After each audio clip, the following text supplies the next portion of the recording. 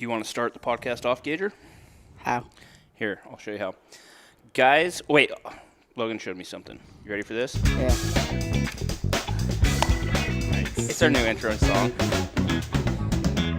God. Welcome back to the Hushlife podcast. This is episode, I have no idea. I think we're in the 20s, maybe 28. I'm throwing a number out. I don't know. We have a group of gentlemen with us tonight. We are sitting in my shop in Pocatello, Idaho.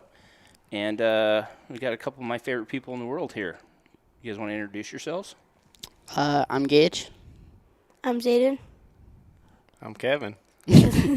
So if you guys have watched our videos in the past, best season yet, we do a hunt every year. We've done it for the last 3 years now. And let me go back. If you haven't watched our last best season yet series, go back and watch it. This is the hunt we're talking about.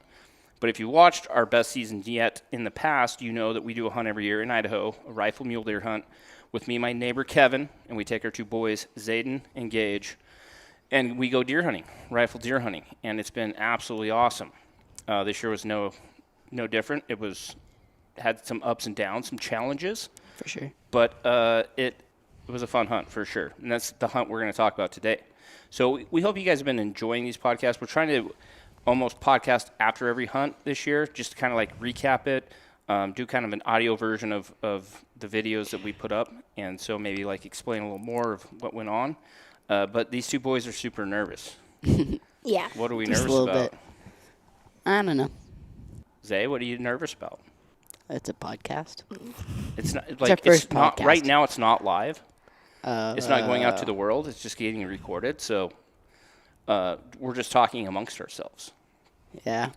So just think about it that way. Just think about us in the wall tent, which I wish we could have done this or would have done this in the wall tent because we had a Yeah. really cool setup. We had Kevo's big Cabela Alacnic tent. That was awesome. How big is that tent? Mm-hmm. It is a 12 by 20, and we have a little extension vestibule that we throw out the front that gives us another 10 feet, I think. Oh, yeah. So just imagine this. If you guys haven't watched the video, again, go watch it if you haven't, the series. It's a giant wall tent. We had 5 cots in there at one time. We had a Camp Chef Explorer stove in there, 2 burner. We had a whole kitchen in there. We had all our gear. And then in the vestibule, we had all our food and packs and everything like that. It was awesome. It came in clutch because we had some really bad weather. Yeah, it would have sucked to be in like a 6-man tent. Yeah, tiny tent. Yeah, cooking outside. Like 2 years prior. Yeah. You guys shaming my tent? Yeah. So 2 years prior, we went up and did it, and we just took my 6-man tent up, and we were just laying on the ground in sleeping bags, and we had like a little Camp Chef stove that we were cooking on. Not quite the setup. The burritos came in clutch. Burritos Yeah. came in clutch. Anyway, so this hunt, it's our annual hunt we're going to do every year, I think. Yeah. Kevin was lucky. Let me just tell you a little backstory about Kevin. So we used to live up the canyon in Pocatello, about 20-minute drive from town. Awesome, I loved it. We lived in a little cabin on my brother's land, and I absolutely loved it. I wanted to stay up there forever. As our kids started getting older, my wife especially, noticed it was really tough to run kids to football practice or baseball practice or cheerleading, whatever it might be, because it's literally a 20-minute drive to town. Drop them off. Things usually last an hour and a half. If you drive back, you have no time to, you're just driving all the time. Anyway, so my lovely wife convinced me to, and she didn't even convince me, if you guys want to know the real story. I was on an elk hunt when she went and bought this house. And she bought a house in downtown, not downtown, suburbia. It's a beautiful, beautiful location. So know nothing about it. I know my sister lives here in the neighborhood. Know a couple people I've known from the past because I grew up here that lived here. I'm like, yeah, sure, let's try it. Move in. I don't even think I talked to you yet. I don't think so. And we left for our Colorado semi-life hunt that we used to do every year. You know, I'm usually gone for 8 or 9 days on that hunt. And the neighbor comes over and talks to Kaylee. And I'm typically better at this, I would suppose, but maybe not. But the story I remember is Kaylee called me and she goes, "You're in Colorado?" I'm like, "Yeah, I thought I told you that." She goes, "No." I go, "Well, then how'd you figure that out?" She goes, "Well, the neighbor just came over and said if I need anything or any help because he knows that I'm in Colorado, that ask him and he'll help me out." I'm like, "Who's the neighbor?" She's like, "His name's Kevin." So Kevin watched our videos, knew who we were. I moved in next door and knew more about where I was going than my own wife did. Is that the name's story you remember? That's pretty accurate, pretty close. His name's Kevin. So that was character. that was my introduction to Kevin, and we've become really good friends over the last 4 years. I don't even know how long we've lived here. But 3 years ago, he invited me and Gage to go on this hunt with him and his boy Zayden, and it's basically a general season deer tag in Idaho. And we went and did it, and it was awesome. It was fun. It was awesome. Yeah. You guys remember that hunt? Yeah. What do you guys remember most about that hunt? Me and Zayden, like, I bet we were friends for about like a year before we went on that hunt. And I think it was really fun because we just like got to hang out, and there was like this little place in the back where we could like hit rocks and stuff. I don't know, it was really fun. We could just hit rocks and stuff. Hit rocks. Yeah. He's doing a lot of actions with his hands. Hit rocks. I remember about that hunt is we showed up, Kevin, Zayden, and our good buddy Trevor And Logan. and Logan, but me, Logan, and Gage were in the jumping jack. That was terrible. It was like, Those other Kevin, Trevor, and Zayden were in a trailer, and it was like, how cold was it that night? It was like super 8 cold. degrees. It was Freezing. cold, It was like numbing. and it snowed a bunch that night. Yeah. It was cold. It was not great, but at the same time, I was like, dude, this is deer hunting weather. Yeah. In my opinion, this is deer hunting weather. Snow, cold, and it's not like rut season at all. It's October 10th, but still, like when I think of deer hunting, I think of cold, snow, like deer are gonna be moving. Yeah. And they were for the most part. I mean, I don't want to touch on too much of this hunt just because we're talking about this latest hunt, but we had a great time. That was Zayden's first year hunting. That was Gage's second year hunting. Gage had killed a 2-point the year prior. Yeah. And so Zayden, what happened the first night? First night. Yeah, the first evening of the hunt. Um. Did you get a crack at a 3-point? Yeah. And I missed. Got a shot. He missed, which I probably missed the first 4 years I hunted deer. Like, I remember telling you, I'm like, it happens, man. It Yeah. happens to everybody. It still happens to me.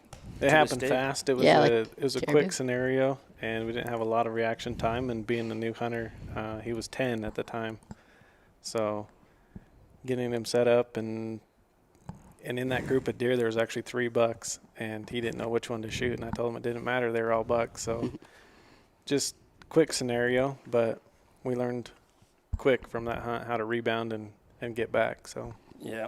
And it was cool because we teamed up with that. So the first morning we went out and hunted by ourselves with our group, and we saw some deer. Yeah, just like- we saw 1 2-point. I think, yeah, 2-point. And I kept trying to get Zayden super excited about shooting that thing because I Yeah. think that boy Yeah, needs to I kill the remember first that. buck he sees. But he got excited. He just never came onto the our side of the property. Anyway, so then we teamed up with Trevor's brother, some good friends of Kevin's, and it was an army of kids. And it was so awesome. There Yeah, was it was- probably, 10 kids there? Yeah. Yeah. give or take somewhere in there. Yeah. Again, And- it's another group of guys that are getting the next generation of in their family out. So Yeah, it's just so cool Yeah. to see you. And the kids went up the hill, and Zayden got a crack. Another kid named Kurt shot a deer, That was Yep. pretty awesome. and on, it's Kurt. just so Come on, stoked. Kurt. And I thought that was super cool. Anyway, so that hunt transitioned. We hunted low, and then Kevin kept telling me about this high country camp they usually go and do every year. And so our plan was to hunt day 1 down low and then go up day 2. And so day 2 we load up the 4-wheelers with the camp, and this is where my tent comes involved. I had a 6-man tent. I'm like, let's just take that up there. And so we take that up there, and we go into the high country. It's absolutely beautiful. I Like feel we're like- up in the mountains. I feel like it was way warmer up there than it was down there for probably some was. reason. I don't know. It was awesome up there. We were in the pines, like top of the mountain, probably, I don't know what the elevation is, probably 8,500 feet. yeah, I just know it's close to half a mile from the ridge line, so Yeah. we're right there. So, yeah, you wake up in the morning and you just hike out of camp and you go and try to find deer, and you're running these big ridges and glassing. And I think the first night we were up there, we got on some bucks, got Gage set up on a buck, and could never make it happen for whatever reason. We talk about this a lot. It's new hunters. Like, it's tough. Yeah. Target acquisition is the biggest thing when you take somebody out for the first time. I don't even care if it's a kid or if it's somebody that hasn't been behind a rifle a lot. Being able to put a target in that scope picture is really tough. Yeah, one of the biggest reasons is I kept taking my eye out of the scope and looking like at the landscape to see like if I could see him, and then I would get back on him and I'd lose him. It would just been smarter if I would have just like followed him in my scope, but Yeah, crank that thing down. yeah. But yeah, we've noticed that over the years is, I mean, even my dad, you know, I just had my dad on a hunt. You guys are going to see that here in the future, but he hasn't hunted with a rifle a whole lot. He's a big archery guy. He has been most of his life. And just trying to get him to find the target through his scope, or anybody that doesn't do it a lot, is very tough. So we kind of ran into that a little bit, which, I mean, it was a bummer deal. We shook it off. And the next day we went to top of the ridge and we found some bucks. Yeah. And I'm sure you guys have seen this video. I'll put a little link onto it right now. But we found a buck and Gage got one killed. And it was super cool. It was cool that he killed a buck, but it was cool how we did it. And I keep saying this. It's no joke, that upper camp. You're on foot and you're hiking out of camp every morning. And it's big country. And you can go a long ways. And we went a long ways that day. Killed a buck. And then these two boys packed, I would say, 85% of the deer back to camp, which was like a 3-mile hike back to camp. Yeah. Yeah. And I was so proud of you guys for doing that. And that's some really cool pictures that we got on that hunt. They kind of inspired something we're going to talk about a little later. That hunt was great. Next year we went and did the hunt again, a little different place. We were down a little lower and hunted.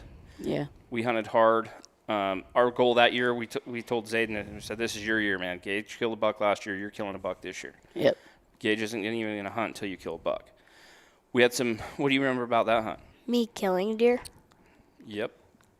That happened. I think it was really cool that you like got on the 3-point that you ended up shooting, Yeah. and then you didn't get on, or you missed him, right? Yeah. And then I think like a week later you shot him. Mhm. Yeah, it was pretty cool. So a funny backstory to that hunt is we were talking about, and I'll just bring it up now, where what we want to talk about here in a little bit is this new idea we have had for a couple of years called Hush Junior, Yeah.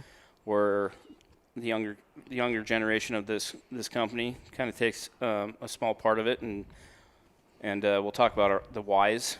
We decided to do it, but that year we were talking about it, like, man, it'd be cool because everyone seemed to love those two hunts. Yeah. The boys kind of being like tag holders. You know, anytime I've taken Braley, people have loved that. And so we started talking about this idea of Hush Junior. And anyway, so on that, we went and hunted for 5 days. Me and Gage did. Zayden and Kevin were there for a couple days. Zayden got a shot at a nice buck, missed, and we were all just heartbroken. You know how it is. Yeah. And it happens to all of us. And so we hunted for 5 days. I had to go home. We had to go home finally. And then Kevin was going to take the two boys back out. And I told Gage I didn't want him to pack a gun when I'm not there. And Zayden was going to kill a deer before him. So it was all up on Zayden's shoulders. But before they left, I don't know how you guys feel about cell phones or with your kids or anything like that, but I went and bought Gage a cell phone, and I told him, I said, this is for you to film your hunt, because they were going to go back out. Like, this is for you to, you know, I want you to capture everything. I want you to be in charge of it, and you capture the best content you can. Gage has been around the block with us a number of times. He kind of sees how we film stuff. Yeah. And so I was headed to Mexico. I had an elk tag in my pocket, and then these three guys were headed back out to hopefully get Zayden a deer, and Gage was cameraman at that point. Yeah. How'd it go? I think it went really well. I did B-roll like you guys usually do, and I did the picture with like the 2 pieces of the tags. I was really proud of that picture. I took what I know from what you guys filmed, and I used it. That was pretty cool.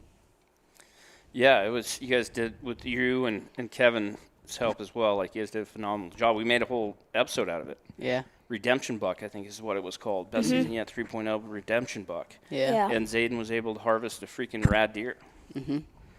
What was that deer? 3-point? Yeah, 3x3. It was a 3-point that he was on opening. Alright. Yeah, same one you missed. Yeah. Mhm. So that was year number 2 of us doing this hunt, and then year 3 rolls around, and we make big plans to go do the same thing. But we're like, you know, we've hunted the low stuff, we hunted the high stuff, and we all agreed like hunting the high stuff's just funner. Yeah. And you guys have been hunting it for how long? Well, it goes back a couple of years. I've hunted a couple times with with Trevor and just spending time up in the high country. Every hunt's different, so up in the high country is definitely different than hunting down low. I don't know. I think just with the scenario and with the boys, it's everything comes with its challenges, right? And then the quantity of deer. I wouldn't necessarily say quality, but we're able to see more in the past down low, and then give the boys an opportunity. It's kind of I think why we chose to hunt where we hunted, but hunting up in the big country, I've got to hunt up there with my brother Cody. He lives down in Arizona, and so for him to be able to draw that tag, and that was my goal, was to get him on a nice buck, and it was able to happen up there. Biggest deer he's ever killed, and so we set the big Alaknak 10 up, or Cabela's Classic, and just it's a whole nother way of hunting. Yeah. So to get the boys up there this year with Logan and Casey, and setting that style of a camp up and designating a solid week of this is what we're going to do. Yeah. We're in it. We're committed. So. Yeah, it was. So we went in. What did we go in the week before? Yep. Like 4 or 5 days before we went in, me, Kevin, and Logie, and like on a Tuesday or something. And we went in there. We had the Can-Am side-by-side Defender with us, and we made 2 trips or just one. That first one trip. And we took everything up, and we set up a freaking camp, like a camp you would set up down on the road, basically. But we were up in the high country, and I was so stoked for this hunt. Just knowing that, being openly honest, me and Kevin were like, okay, we're going to have, because the hunt opened on a Sunday, so we couldn't take the boys up. We could have took them up for one day, but we couldn't take them out of school for the whole week. So the plan was for me and Kevin, which we hadn't really hunted for 2 years, for ourselves, that we're going to have, 3 days to go and hunt for ourselves and hopefully find something to kill. And then the boys were going to come up like Wednesday or Thursday, and they were going to have 3 or 4 days. So Kevin he had to pick his brother up on Sunday, who was flying in from Arizona. Me and Logie went up, roll into camp Saturday night, opening day Sunday, and we went and hunted hard. Like, we went and covered some country, and my eyeballs hurt after that day because we just glassed so much. I just know what you could find up there, what's possible. It's just covering country. We went to all the spots that, Kevin's kind of shown me. I kind of looked at on X, and we glassed, and we saw one buck that was, a 3-point, which was nice. It was a good deer, and I kept thinking in my head, I'm like, that doesn't get me excited, but I guarantee that will get one of these boys excited. So we'll just save him. So we hunted around, and then Kevin rolled in Sunday evening, and on the way in, he saw a giant deer. But where we hunt, there's motor restriction rules, and so you can't hunt from your vehicle. So if a road or a trail is not passable by a full-size pickup truck, you can't legally hunt off like a side-by-side or a four-wheeler.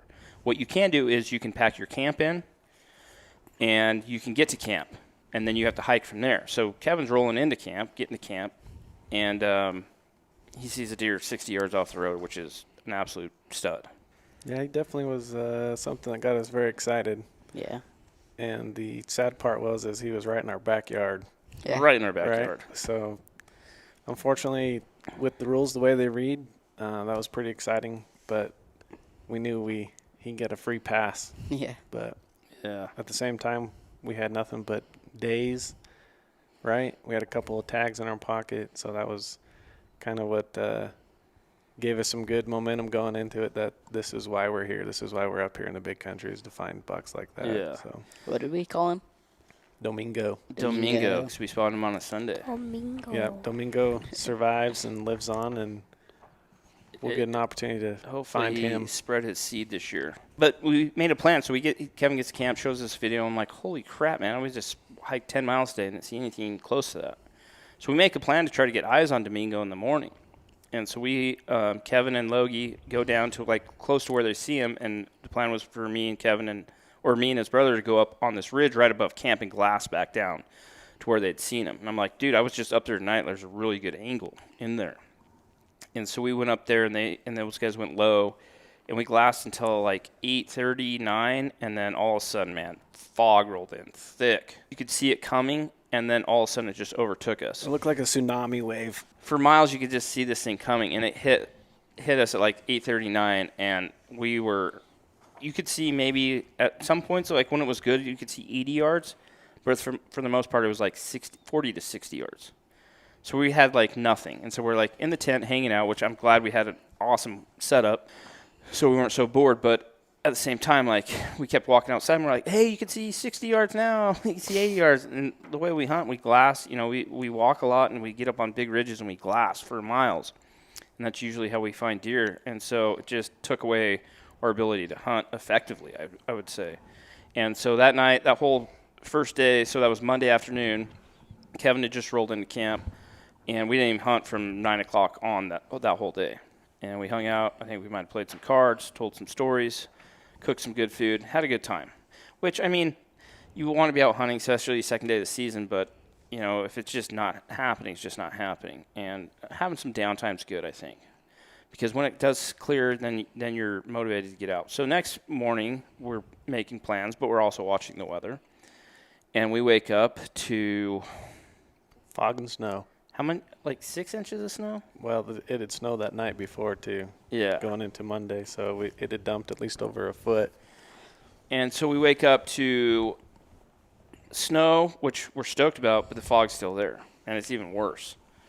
So that whole morning we sat in the camp just waiting for the weather to break, and then finally in the evening it never broke. We're just like, well, let's go do what we can do. And we went out and we hiked in a couple miles and set up and tried to glass, and we got a couple opportunities to glass, maybe a couple 100 yards at the most, and it was just dead. Nothing was going on. We couldn't see. We changed our tactics and went to go cut tracks. Yeah. We were track cutters, stalking through the pines. That didn't turn out so well, but it was something to do. It was something to try. Yep. And sometimes, especially been stuck in camp for a day, 18, 24 hours, you're like, let's just go try something. It's better than sitting here. So we went to cut tracks and see what we could do, and it just didn't pan out. But the next morning was supposed to be good. And that was Wednesday morning? Mm-hmm. So Wednesday morning, Kevin and his brother only had the morning to go and hunt because Cody was flying out that afternoon. But the weather was supposed to be good, so we both took off. They went to one canyon, we went to a different canyon, me and Logan. And our plan was, to stay out all day. We were cutting tracks, and then we cut cougar track, which is never good. You guys never saw much. Nope. And me and Logan went up, and we spent the whole day out looking around. And in my head, I kept telling myself, this is the perfect day to hunt deer. We just had a storm roll in, temperatures dropped, dumped a bunch of snow. It's clear, and now it's cold, really cold. Like deer should be moving all day, in my head. I think I fault myself at that because in my head, I tell myself these certain things, and the animals just do what the animals want to do. Yeah. We found out later, fast forward, what they were doing still in that weather and where they were still hiding. Yeah. Just did not make sense, right? Didn't make any sense. So we spent the whole day out, and I was just blown away. I'm like, you start guessing everything. It's the numbers down. Like, we didn't have a bad winter the year before. I mean, just all these things go through your head. But at the same time, you're still trying to be motivated. You guys know what we always say, like, PHA. it can take, PHA, it, just takes one. Can change, like everything can change in the blink of an eye. All those things we tell ourselves to hopefully motivate ourselves. And like half the times I feel like when I'm saying that, I'm saying it to you guys to like give you an example. But sometimes I have to tell myself this and really like believe in it because it's true. Like you can get frustrated really quick. And we were frustrated after day number 3. But the plan was for Kevin to take Cody to the airport and then pick up Zayden and Gage and bring them up, and then it was going to be their turn to hunt. Me and Logan spent the day out, and nothing happened. The Hush Junior crew arrived Wednesday night. And things started happening. And things started happening. Yeah, so Thursday morning was supposed to be good weather as well, and we went out, and we went and glassed our butts off. And we glassed a lot of country, and we covered a lot of country. And we ended up stopping at like 1 o'clock for lunch. Yeah. 3 or 4 miles from camp. Mm-hmm. Everyone did their little mountain house thing. And typical Hush Junior Logie, I'll throw Logie in there with that. Yeah. Eat lunch, Take a nap. Take a nap. die on the side of the mountain for an hour. Yeah. I do have a picture I want everybody to know, and I totally get Brian because Brian's the guy that's always the one that's still glassing, still looking. Everybody else is taking a nap. I did not take a nap. I kept glassing because I don't know. frustrated. Let's put it that way. I was going to say determined, but I was super frustrated that we hadn't found anything yet. And we had all that Casey's talked about up to this point, and now we have daylight and we can see and we can glass. I have a picture of Casey and Logan and Gage and Zayden all passed out together. Well, let's tell the whole story. Right How next long? to each other. How long was I laying on the ground? Long enough for me to take a picture. So And- I would say maybe tops 5 minutes. I laid down. I was like, I'm gonna take a nap. Like I'm tired. You know, we've been going hard. And then I'm like Kevin. I'm like, frustration leads me to work harder. A lot of times people like get frustrated. They want to go home, quit. It makes me want to like, okay, this pisses me off almost. Like I want to make this happen. So I did lay down, and then I got up. I go, nope, that's a long enough nap for me. So we go and start glassing, and I always talk about angles. Like you can sit on one point and glass all day long, but what I like to do is get on a point and glass it hard, and then even move like 50 yards and glass again, move 100 yards, glass again, move 200 yards, glass again, because it gives you different angles into a canyon or into a spot that you might not be able to see from that one spot that you started at. So you're always moving and glassing. So me and Kevin were doing that, and I just got to a point where I could see down into this timbered canyon enough that I felt like if something was there, maybe I would pick something up. And really, I was looking in the snow for tracks. And I got to a certain point, and I started just using my binos, and I see a deer's jawbone, like his lower head. I'm like, oh, that's a deer. Thinking probably it's a doe because that's, typical of what usually happens. And I keep watching it, and finally I'm like, dude, there's a deer. Like, so me and Kevin run up, grab our spotters, come back down. We were only probably 100 yards from the nappers, and we put our spotters up, and we're like, dude, that's a buck. And we're trying to identify him, like what he is exactly. Finally, I was like, dude, Gage would shoot that deer. I don't care. Anyway, in this whole process, Kevin had moved off this other side of the canyon too to glass, and when we found this buck, he's like, dude, we could go down this spot right where I just walked on this rock ledge, and you might have a perfect shot at him. So we go back to the nappers again, which is a super funny video. Logan gets up. I think Kevin had told him we saw a buck. Mm-hmm. So Logan gets up. Logan's funny when he wakes up from napping hard. He's almost like disoriented. Well, he is doesn't disoriented. know where he's at. He just like has that look He in his has no eyes. clue what he just like, ate for lunch. What am I? Where am I Where's he at? at? And who are you? So I'm just like, run the camera. And so we start to run the camera, and we wake Gage up, and we're like, Threw your snowball at me. bro, do you want to? Oh yeah, threw like 6 snowballs at you. Yeah. Finally, we get him up, and I'm like, you want to go shoot a buck? He's like looking at me, same disoriented look as Logan. I didn't believe you guys. And then he just lays back down like he doesn't believe me. Anyway, finally we get everybody up, make a plan according to like where Kevin had just been. And so we kind of stalked down in there, and I left these guys back. I was like, I'm going to sneak over the hill and just try to like locate them. And we like tried to make like some waypoints in our heads of where this buck was at according to this one tree that was kind of wavy or like laid down. And I kept glassing in there. Finally, the buck got up, and I could see him. And I didn't know if we had spooked him or what, but he just got up and started feeding. And so I called for everyone to come down and got Gage set up on the gun on the bog pod.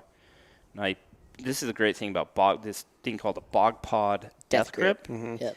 When we were talking about this earlier, like getting new hunters to be able to acquire a target through a scope is really difficult. But with this bog pod, you can clamp the thing down, your gun down, and I could literally put the gun right where the deer's at and tell Gage, okay, get behind the gun and look and see. And he was able to identify the target or the buck immediately. And he kind of walked around, disappeared for a while. It was weird. He like went behind a tree, and I saw his face go down, and it looked like a moose face for some reason. Cause I really don't know why it looked like that, but Your wild imagination. yeah. Your But imagination. he slowly walked over, and like his front half came out, and I was gonna shoot him, but you told me not to shoot and let him get out a little bit more, and he got out a little bit more. His butt was still in the trees, but I'm not gonna shoot him in the butt. And I shot. It dropped him. Well, then he disappeared for a while, and then he came out right into the wide open. Yeah. Which, I mean, Logan was trying to get me to run the phone scope, which I should have, to get the shot. But at the same time, when somebody I'm trying to get a deer for, or my kids have a tag, I kind of go into dad mode. A hunter mode is what we call it. And I'm just like, don't want anything to do with the camera right now. I'm trying to get Gage on the spot. Looking back, I should have just ran the phone scope. But I went into hunter mode real quick. Anyway, the deer came out. Gage made a fantastic shot. Killed a really nice buck. Probably his biggest buck today. Yeah. Big 3x4, right? Mm. And it was awesome. But what Kevin was just talking about earlier is this buck was in the bottom of this, not even a deep canyon, but just a super heavily timbered canyon. They were just trying to stay out because it had been super windy, and they were just trying to stay out of the elements, in my opinion. Yeah, when we got down there where he actually died, was like, well, no wonder why he's sitting in here. It's a nice pocket out of the wind, right, out of the weather, but he was bedded in the snow, back deep enough in the timber that it was finding a needle in a haystack. That was a spot of a lifetime. It was awesome. But you would think, or we were thinking, that they would be out feeding where we could see him, right? And where we found him is the reason why we weren't seeing a lot of deer. Yeah, and it goes back to this phrase my dad used to always use is you find elk where you find elk. And, that might not make sense, but in your head you're always, picturing, oh, they should be here, because that makes sense to me. Mm-hmm. It makes sense that that's the feed they want. That's where they should be. That's where I've seen them in the past. But he was in that position because he was the most comfortable in that spot. You got down there, it wasn't cold, it wasn't windy, it was super calm, peaceful. Deer like to use their hearing sense to, hear for predators. Everything was perfect down there, and then it's okay, that's why they're here, and that's not why we're not seeing them. Is because they're in these big pockets because of the elements right now. Anyway, we had a heck of a pack out, which was pretty cool. It was almost, I think, to the date, 2 years after you shot your first buck up there, and we were basically on the same path back to camp. And we got it packed back to camp, and we had a couple more days to hunt. And I think the Hush Junior crew, including myself, decided to sleep in the next morning, which was well-deserved. Yeah. I think we taught Zayden some card games we played. Remy. And Kevin and Trevor went out and did some hunting, which was awesome because, like we said before, Kevin hasn't been able to hunt for himself really for the last couple of years. And so he got some time on the mountain with Trev, and it ended up being a super cool hunt. That was the only deer we killed. We didn't see a buck after that. It was a rough year. Yeah. It was a tough year, but that's what gets me excited about going back is I know there's big bucks up there. I know that we could go. We've never done, so it's gone. Gage killed the first year. Zayden killed the second year. Gage killed the third year. We have to have a year where they both kill. Yeah. And maybe throw some dad tags I'm in there, too. just going to say, there's going to be a Casey and a Kevin tag in there at some point. What needs to happen is so we're even. Zayden kills next year, and the year after that, all four of us kill. Yeah. You better put a better plan together than that. I think next year we just go in there and we ram blast and we all kill deer. This is the exciting thing is Gage and Zayden they're learning the country that we're hunting. They know where we like to go. They know our back trails, right? How we can get to different points from A to B faster. So that's the fun part about hunting an area that we're consistent at is we gain experience, right? We were able to find deer where we usually find deer. Just wasn't what we were looking for, and that's just how it goes. But they're getting a little older now that we're going to be able to cover country and cut them loose, do what we do, even when the elements are cold and windy, and we don't have to worry about having to hold their hand. Well, I tell people this a lot when people ask me, hey, man, I want to start hunting Idaho or, whatever it might be. I want to start hunting elk in Idaho. Where would you recommend? Or it might be some state I might not be super familiar with. And my biggest recommendation is hunt a spot that you can hunt every year. Not maybe a spot that you can draw every 3 or 4 years. Hunt a spot that you can get a tag every year. Because just like what we're talking about and what you just said, Kevin, is you start learning that country. You start learning what the deer want to do. You start learning what the deer want to do when there's snow, when there's not snow, all those things. And if you can hunt the same area every year, maybe it takes you 3 or 4 years to figure it out, but after that you have it pretty dialed. And you know exactly what they're going to do and where they're going to be. And you might go through some slow years. And even after you learn the country, you might have some slow years. But there's going to be some years that you're so dialed that you are starting to kill some big animals, or you're killing animals every year. I think it's a big recommendation I give everybody. It's just find a place you can hunt every year and just go back and do that. And that can be your thing, you know. Unfortunately, not everyone has enough time that, you know, I do to go out and hunt. But that's why I say it, like, hunt somewhere that you can have history with and you can learn, because that will be your biggest, you know, takeaway for you to be successful every year is, you know, the country, you know what the animals like to do. And that's kind of what we're doing. Like, Yeah. I think you've hunted it for 5 or 6 years now. And I used to hunt a different part of the unit years ago when I was younger. But I just like that spot because we really don't see a whole lot of people up there. And we're just learning it every year. It's tough. You know, when you commit off the top, you're committed. And so pack out what you're going to pack out, you're going to earn it. And these boys have learned that. Yeah. And that's what I love about it is there's easier places to kill deer and pack them out, that's for sure. And we've seen that and we've experienced that, and it's awesome. Like, I love that. But, you know, at the end of the day, when we're successful up there in our high country camp, I'll call it, it's everyone earns it. And we get back at camp, we're tired, but we're happy. Yeah. Happy. So let's roll into, and once again, guys, if you guys haven't watched the video, we kind of did like 2 different series. So we filmed the first 3 days as just a BSY4 series of us hunting, and then the last couple of videos are the Hush Junior videos. So we came up with this idea of Hush Junior when we started hunting with Zayden and Kevin, because people really enjoyed these boys hunting together, and it was just cool to see. Like, they were excited about hunting, but they're also excited about hopefully getting kids involved in the woods, getting it cool. And I just want to tell a backstory real quick, then I'm going to kind of turn it over to you two. I have this theory that when I grew up in the 80s and 90s, and I hunted, and I thought it was super cool, and I knew some guys that hunted as well, some kids my age.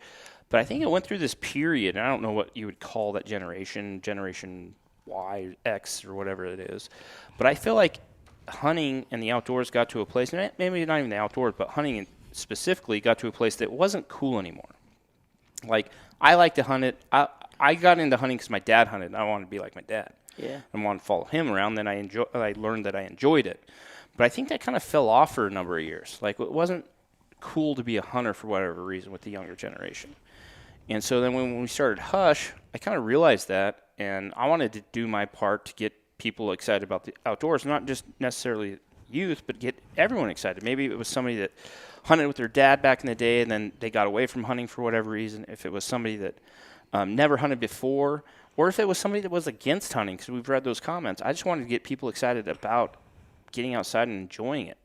I think it's very important for the future of hunting to get the younger generation involved, but it's very important to get the older generation involved. Yeah. But we started doing that, and then in my head, I guess, I'm like, who could be better spokesman for the youth than youth? Yeah. And so that's where kind of Gage and Zayden come into play, is we wanted to create something that maybe these guys could be like the spokesman for the youth. It could maybe reach a better demographic than me, Brian, and Eric could. And so we started talking about this thing, the Hush Junior. And so what we've done is Gage came to me a while back. Gage likes to draw a lot. He had this really cool design. He's done this for a number of years. He's come to me with a drawing and be like, hey, Dad, what do you think about this being a design for Hush? And it was this really cool, like, fly rod. I'll put a picture up of it right now, but it's this fly rod with Hush underneath it. I'm like, man, that's cool. And we got it developed by an artist, and it started out at point A, and it ended up here where we're at, and we're actually selling that shirt right now. It's a part of the Hush Junior line.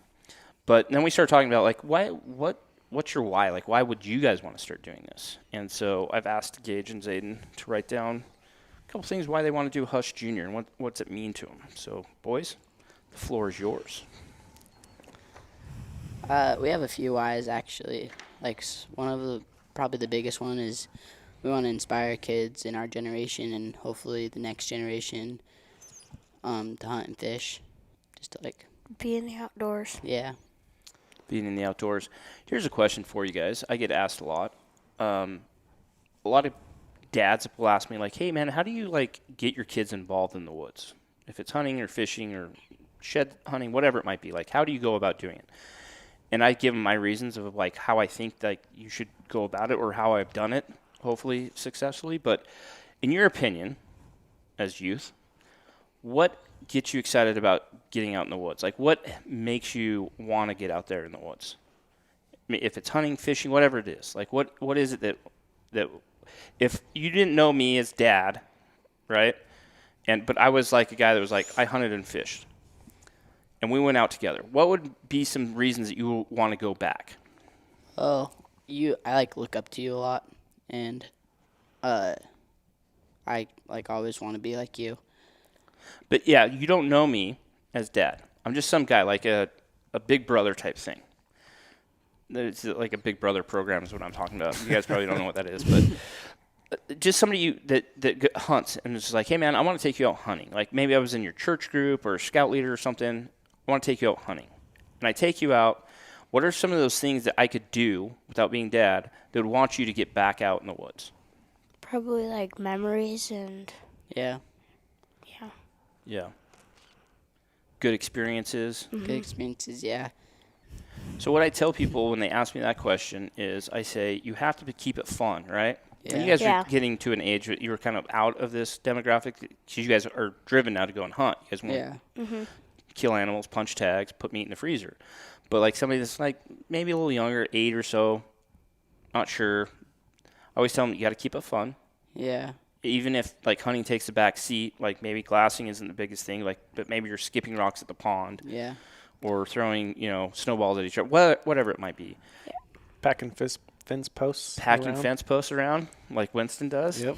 You just have to keep it fun, and you have to get them wanting to come back. And I think you guys are to a point where you guys just are driven now, yeah, Yeah. and we've gotten you guys to that point where and hunting's tough, right? Like hiking's tough, waking up early's tough. All those things are tough, but what are those things that get you guys to want to come back? I remember my very first hunt I went on. It was an antelope hunt. I was 7. We went out and you got me new camo and you got me my first pair of binos, and I was super pumped to like use them just because you always use them. And we went out and I fell into the creek and I got my gloves all wet, and you gave me yours, and I had these big old gloves on, and I thought it was pretty cool because like you use them. And we went out and we started just glassing like right as the sun started coming up, and we found a buck, or like a buck that and we went over there and made a game plan on him, and I thought that was pretty cool too. And you shot him opening morning. Yeah, it's pretty cool. It's a cool story. What's your first memory of the outdoors, Zayden? Mine was fishing at a stocked pond Right on. down in Hagerman. My first hunting experience was probably duck hunting with my dad down in Gooding out in the cornfields. That's my favorite kind of hunting. Do you remember what you loved about it? Yeah, just like seeing the dogs do their thing. Yep. The excitement of it, watching the dogs work. Well, that's cool that you guys both remember what kind of got you inspired by the outdoors. What was what the earliest memory you have of getting out in the woods? For me personally, Yeah. I remember just being little, like, I don't know, man, probably Winston's age, just being a little guy. I knew I was too young to hunt, but I remember walking the train tracks that were back behind our house with my dad, and watching him shoot pheasants and quail, and I thought it was pretty cool to be able to pack his birds for him, and come back to the house and clean them with him. So I was pretty young, but yeah. That's cool. I think I've told this story numerous times. I remember we lived in Arizona when I was super young, probably 4 or 5, and I remember going out on a dove hunt with my dad and his uncle, or his brother, my uncle, and them shooting some dove and some quail, and we actually cooked them on this old Coleman stove right out there out in the desert. And I was like, man, this is like the way to live, We should just do this every day, Dad. But what really got my teeth really sunk in was when we moved to Idaho and my dad started archery elk hunting, and I would beg and plead with him to take me with him. And it's such a chore to take a 7-8-year-old kid with you on a 5-day elk hunt when you're walking 10 to 15 miles a day chasing elk. And I remember one year he finally was like, all right. And I convinced my mom to let my dad take me out of school. I was 8 years old, first grade or second grade, and we went out in the elk woods and we chased elk for 5 days and listened to my dad bugle and the elk respond. I was like, after that I was just hooked. to anything and everything in the woods. But it's cool because I always love to hear people's stories of what that got them involved. If it was when they were a kid, it was their dad, their grandpa, brother, or if it when later time in their life, maybe a friend or a coworker. I always love to hear that story. Like, how did you get involved? So sorry to interrupt your guys' why, but let's talk about Hush Junior, because I think this is all part of like the why of Hush is just getting more people involved in the woods, and especially being able to speak to that younger demographic. Yeah. Another one of our whys is we just love the outdoors. Like, I remember on the same hunt, the antelope hunt, we were sitting around the fire, me and you were telling me the stories about you elk hunting with your dad, your first hunt, and we were eating hot dogs. I thought that was really cool. These guys actually, I told them today to redo this. They're wise, and they went and actually wrote it, typed it up, and printed it out. So they have a list, a 10-point list of whys of Hush Junior. We have great experiences with our dads who passed the love of hunting and fishing to us. You always like take me fishing, like that one time in Canada. I thought that was so cool when we caught fish off the boat. That was really cool, and we cooked them up on the shore. We want to continue to make a lot of memories with our dads and friends that we get to hunt and fish with them. My best experience I probably had was the first ever bear hunt I went on with my dad. And it was just super fun because we would spot a bear, and I told my dad to shoot it, but never did. And then we spotted another one, and he was eating, and then him and his friend went down and got close enough to shoot it and shot it, and I was super happy. How old were you when that happened? 6. Dang. I think, sorry to interrupt. I think part of too these guys had like getting the opportunity to be in the outdoors gets them excited, and I think that goes back kind of to your question of like what can dads do. We've kind of taken a back seat to our love of punching a tag and putting these guys first and foremost, and all of our efforts go to help them, and that can be hard. Yeah.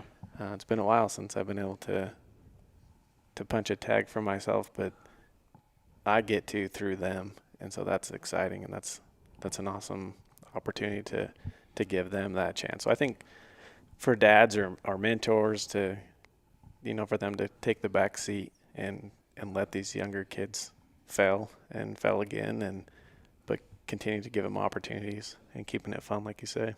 I love that. Yeah. It's important. I mean, we just got back from a hunt that you guys are going to see in the future. We went to Colorado with my dad, who was the guy that got me, stoked about the woods and about hunting. And we moved to Idaho, and we hunted deer for a few years. I mean, we hunted deer every year, but my dad really got involved in archery elk hunting. Like, he would take his, vacation time or any time he had, and he would use it to go archery elk hunting. And he was hardcore at it. And so deer hunting wasn't, his number one priority. And he killed a few deer when I was young. I think I watched him kill 2 bucks, just nice little 4 points, one with a rifle, one with a muzzle loader. And then a couple years ago, he was like, man, I really want to get back into deer hunting. And so I was like, sweet, I want to see you kill a deer. I haven't seen you kill a deer in so long.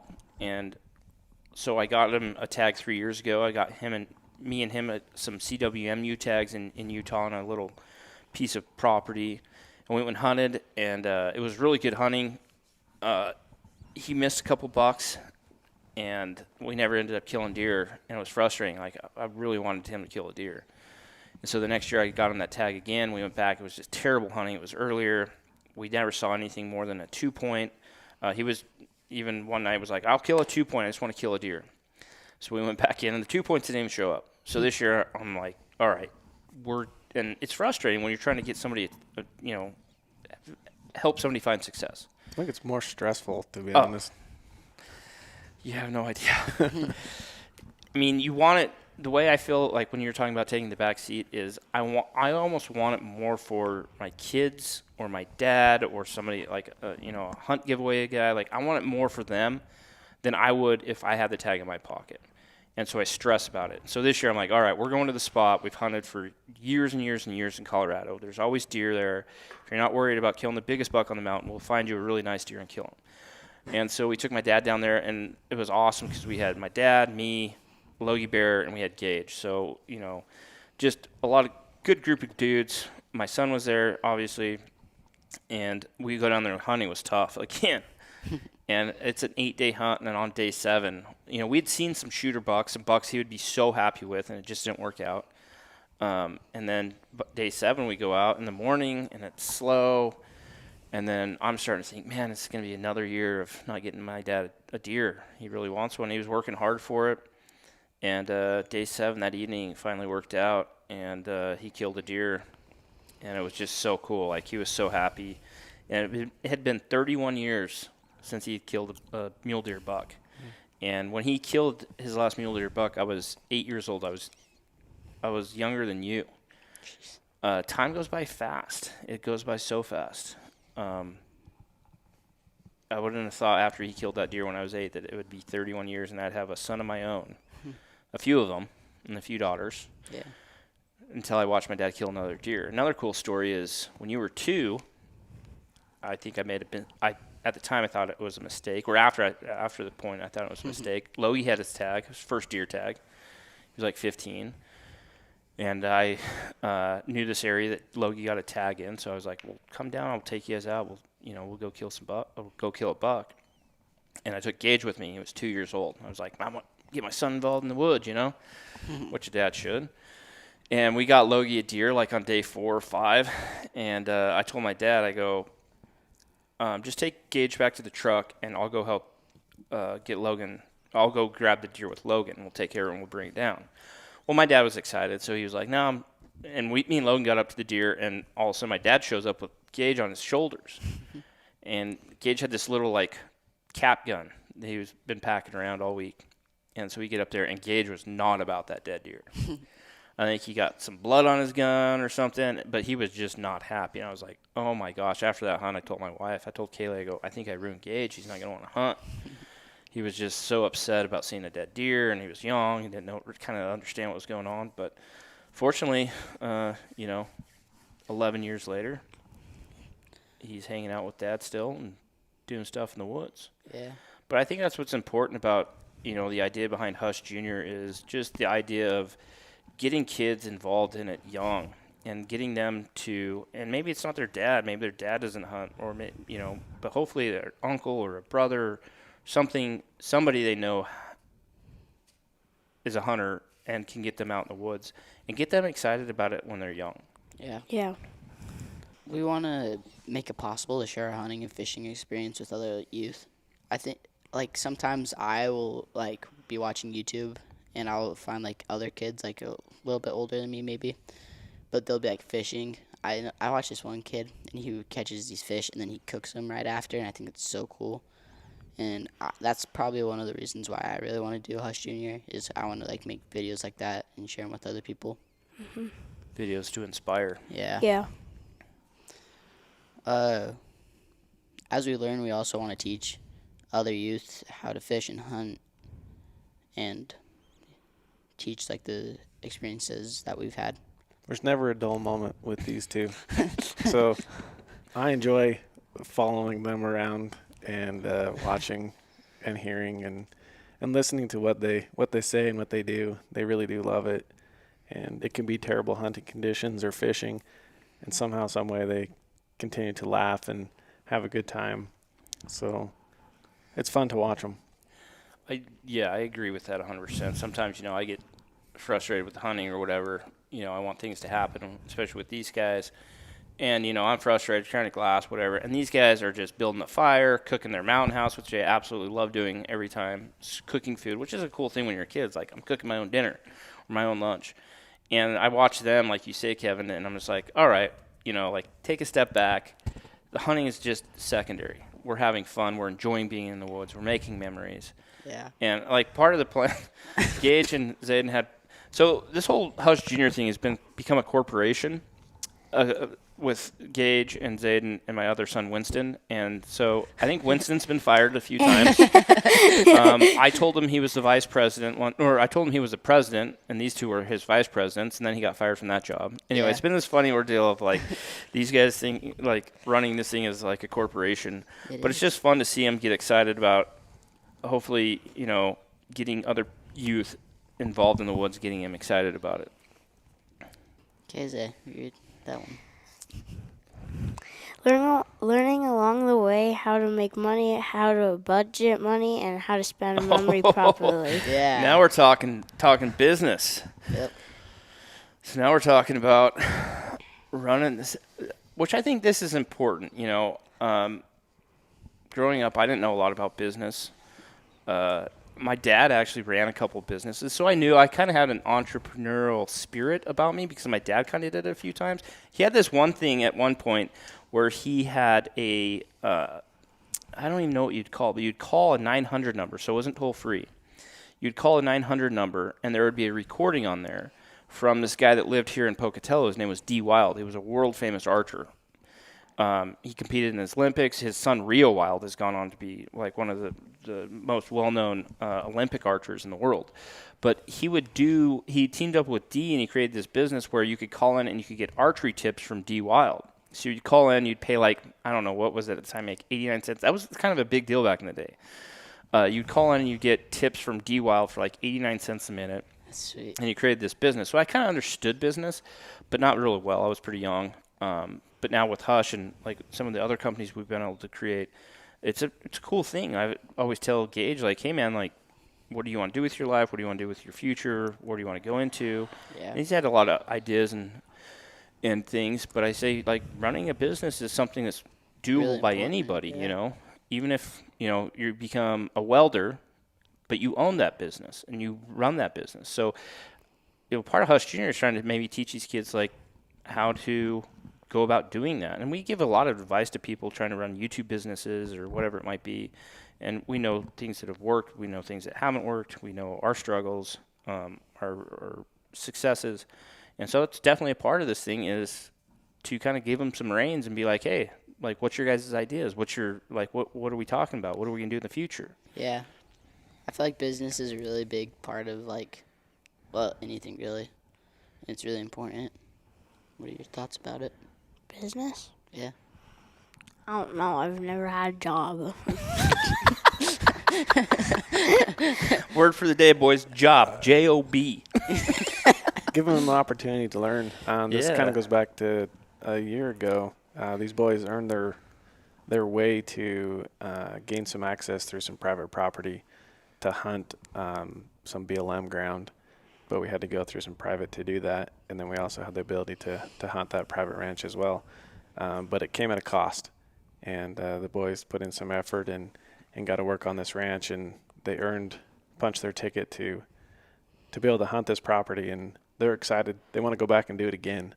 But I think if you talk to kids their age that are out there just doing their normal thing, you told them that they could go build fence and take down fence and earn an opportunity to make some money, they tell you thanks, but no thanks. Yeah. And this is something these boys want to go do, so they know it's effort and hard work. So, I mean, yeah. So what Kevin's talking about is these guys knew of a property owner in this unit that we hunt for deer, and instead of paying him, he wanted a certain amount of fence fixed. Like, he decided what it would be worth to him to give us access. So it was X amount of feet of fence that we had to go fix or tear down, whatever it was. And the boys had to go out and really worked hard, and that's how they gained their access to go and hunt. I think it's important, man, for kids to learn how to work and how to earn things. I try to tell my kids this all the time, but you guys could really do, and I didn't grow up knowing this, but and this is kind of like going back to this phenomenon called YouTube, that this is why we're able to do what we do, but it comes with a price, man. It's a lot of hard work, right? Yeah. But you can really do, and it's one of the cliches we always talk about, cliches are the secret of life. Work hard, don't give up. But you can do anything you want if you do those things. If you work hard, don't give up, listen to other people, like be trained, be trainable, all these things. go into running a business or doing anything in your life. And I think it's important for you guys to learn at a young age, and this might be a really good opportunity for you to actually do that, and see exactly what's possible. Yeah. Next question. Okay. When you harvest an animal, it's one of the best feelings to know that you worked hard to get it when it led up to in that moment. Yeah, I feel like it's really like cool feeling. Like when we were packing my deer out this year, we were on this like taking a break, just looking at the landscape, and I thought it was a really cool feeling after we shot a deer, and all of us were just like realizing how hard we worked for this deer, and mostly me because was the one who shot it and harvested it. I Yeah. thought it was really cool. But that kind of goes back to what Kevin was just talking about, man. Like Yeah. life lessons, right? Learning how to work, learning, put effort towards something. I always tell people like the best life lessons I've ever experienced, the majority of them have been out in the woods. Yeah. When, those cliches we keep talking about, like work hard, don't give up, all those things. And then you are rewarded because you did those things. Yeah. And that reward is you're physically packing meat back to camp that you can fill the freezer and feed your family. Yeah. Mm-hmm. And those things will go a long ways with you and go a long ways with a lot of people if they understand them. I think that's a big part of why Hush Junior is important, is because you get kids involved into hunting in the woods, and they work hard and do these things, and they learn things that are going to help them, even if they don't ever run a YouTube channel or don't ever start a hunting company. But if they go on to be, a social worker or a construction worker, all those, whatever it might be, they've learned these things at a young age that have helped them to understand maybe that those things will help them in other parts of their life. Yeah. We just had our first little bit of meat today, and we were bringing it back to Kevin to try. It was summer sausage, and Zayden goes, "It's weird to think that this was once an animal." It took me back to when we were packing it up, and we just barely got back to camp. It was awesome. Yeah. Hung them on the meat pole. Yeah. Mm-hmm. Yeah, now we have summer sausage in the freezer because of it. Yeah. Pretty cool. Well, we've been into this thing about an hour and a half, or hour and 5 minutes. What do you guys want to close with? What's your plan? What's your future for Hush Junior? Keep working hard at it. So we're gonna. What do we have going for us? We have. If you guys don't know, when you guys listen to the podcast, we'll have already released our first line of Hush Junior gear. So that's on the website now. We have, I think, 3 or 4 new designs that we just put out. A couple of them had Gage help me with. We're going to have some more that Kevin has actually designed, which are really cool. But we want the Hush Junior thing to be kind of this thing for kids, for the youth. So we're not going to sell these designs in like men's gear or women's gear, but they're going to be designed to have the youth have their own little line of clothing that they can rock if they choose. That's awesome. And all these designs will be coming from the heads of Gage and Zayden, Winston and Braley, and whoever else wants to be involved. But and then these guys have their own Instagram account, which I'm going to turn over to them, and you guys are going to be in charge of it. It comes with a lot of responsibility. Is Zayden allowed to have Instagram? Yeah. Shoot, I don't even have Instagram. Social media what? So we have a Hush Junior page I created a couple months ago, and I've only posted on it a couple times, but I want these guys, if Dad willing, to help. That's a great way to share the message and a great way to help get your why out there. Yeah. Along with the videos that we've only filmed a couple this year. Yeah. But we plan to do some more. We want your guys' feedback of, especially the youth out there. What would you want to see Gage and Zayden and the other kids do? Yeah. Probably devote maybe one day a week, if you guys can commit to that on the videos maybe. Yeah. Or a couple of months, something like that. We'll figure out what works. You guys still have responsibilities in school and sports. Yeah. Yeah. But something we want you guys to do so you can learn and help create positive feelings about hunting and fishing to other youth. Yeah. Mm-hmm. I think it's an awesome opportunity for. I remember kind of going back to your story of when you moved in next door. Didn't even actually know it was you until you got back from your hunt and had met up with your wife and your kids and introduced our family. I was super stoked, and I told her that Zayden and I have been following Hush for for quite some time. And as a dad, I didn't worry about Zayden watching.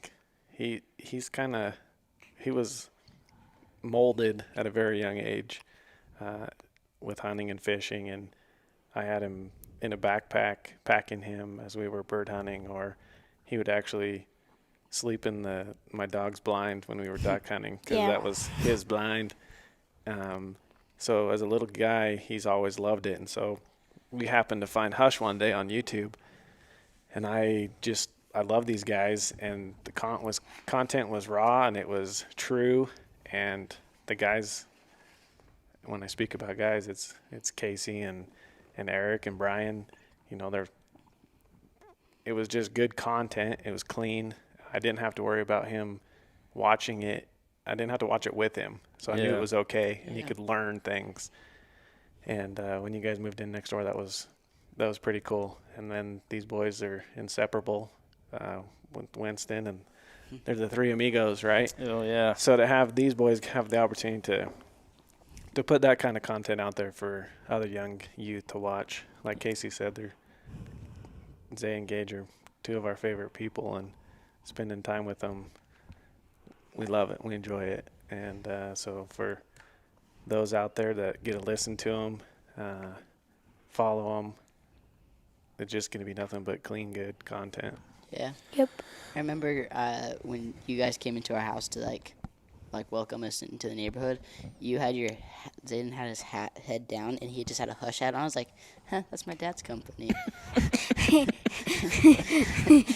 Well, I appreciate the friendship, man. I don't think we could have moved to a better place with better people. And, yeah, it's important to have good friends that like to do the same things you like to do. And I think, going along with this, there's a lot of responsibility on your shoulders, and you're going to know that. Like going back to what Kevin says, we've chose to always share clean content because what's most important to me and to the other guys is when we're at a show or we meet somebody that watches, I love hearing the fact that the dad or the mom will come up and say, just so you know, we watch your videos every night together as a family while we're eating or while we're, after eating. And that's always been so important to us because we want people to watch it with the people they love.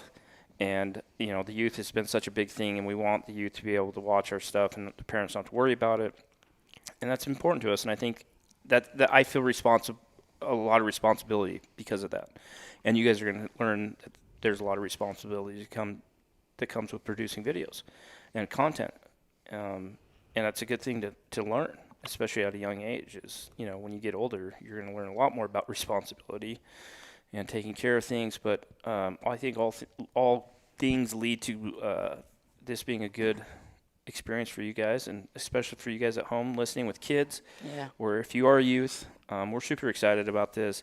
It's just kind of ramping up now, but we have a lot of big ideas for it. But we also love your guys' feedback.